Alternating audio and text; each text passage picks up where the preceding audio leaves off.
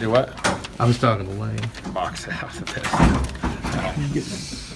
All right. Get ready to play on Saturday. Hope we had a good week of practice. Guys have worked pretty hard. Had good energy, had good life, good attitude, seem ready to go.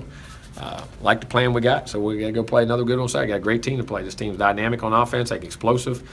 Defensively, they're athletic. Special teams to do. Got punter can kick it a mile. Do a great job with the return game. Always have. We're going to have to play an A game. I'm anxious to watch us play. You know, we got to keep progressing and very proud of where we got to. Now we just got to keep pushing forward for this week. Questions? Injuries? What is it? Why don't you ask questions? Injuries is the last. You're going to get that no matter what.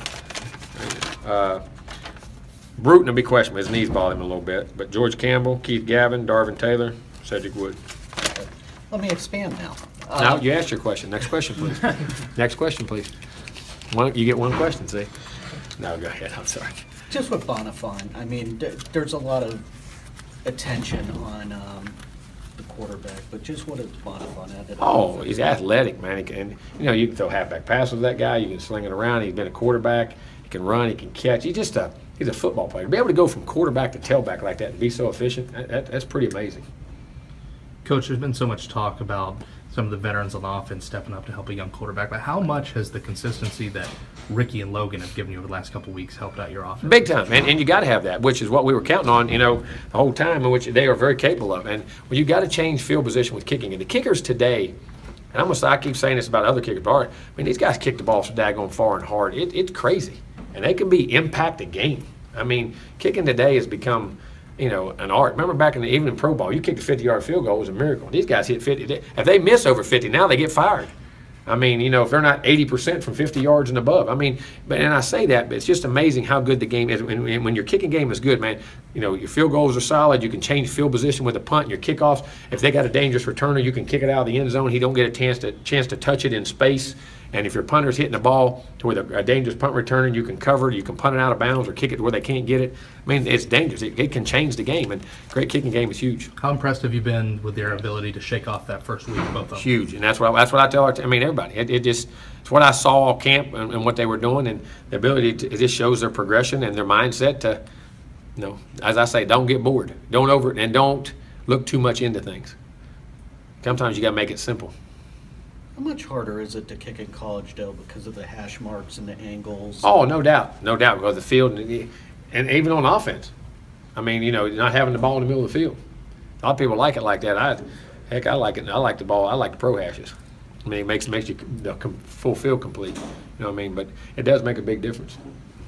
Well, there was a lot of focus on Derwin and what he would have brought against them when you played him a year ago. But if I remember, I think unless he had 40 points in his bag. There's that. But I remember, Noddy was banged up too. Oh, Noddy had a bad ankle, sweat had just come off a knee. There was a lot of things, but at the same time, that takes nothing away from their performance. They were outstanding, and Lamar was outstanding. I guess I mean to ask, for having Derek healthy, what can he do against that type of offense? Well, because then because you get some guys that are so dangerous on the edge. When you're strong in the middle, and he can take on two blockers or eat up two gaps or one gap, it makes a big difference how you can play the edges and the things you can do it, and supplementing people or getting people in coverage or whatever, you know, if you want to blitz different people or whatever you do, when you got a guy in there that can be really solid, makes a big difference. It's like, and I say it's like having a great catcher in baseball. When you got a great catcher and when a pitcher can throw balls in the dirt, he can block them and gets everybody set and guys can't steal. It's like having that rock in the middle of your defense. You know what I'm saying? It sets everything, and it's a big advantage, huge advantage. Jim, what was the biggest difference between the Lamar you saw here 2 years ago versus the one last year and even this year? Well, I don't know. I haven't seen him in person, but on film, I mean, he's still the same dynamic guy. To me, it looks like he's progressed even more so in the passing game, reading, making good decisions, and the pocket presence. But, you know, and I think when he's picking to run, how he picks to run, and, you know, it's more deliberate now. It just seems like a lot calmer. You know what I'm saying? And I don't take that. I mean, the guy was unbelievable a year ago. But, I mean, it just seems like he's gotten better and better, if you can believe that. Is that one of those things where maybe he's trying to show that he can adapt to the pro game? No, I think he's probably just learning the game, slowing down. He's reading more. You know what I'm saying? I don't think it is. I think, you know, usually guys that just take off running quickly a lot of times, but still you're not sure of all your progressions, or you may know 1 and 2, you may not know 3 and 4. And I'm not saying that was it, but sometimes quarterbacks I've had has been like that. You know what I'm saying? They were quicker to run.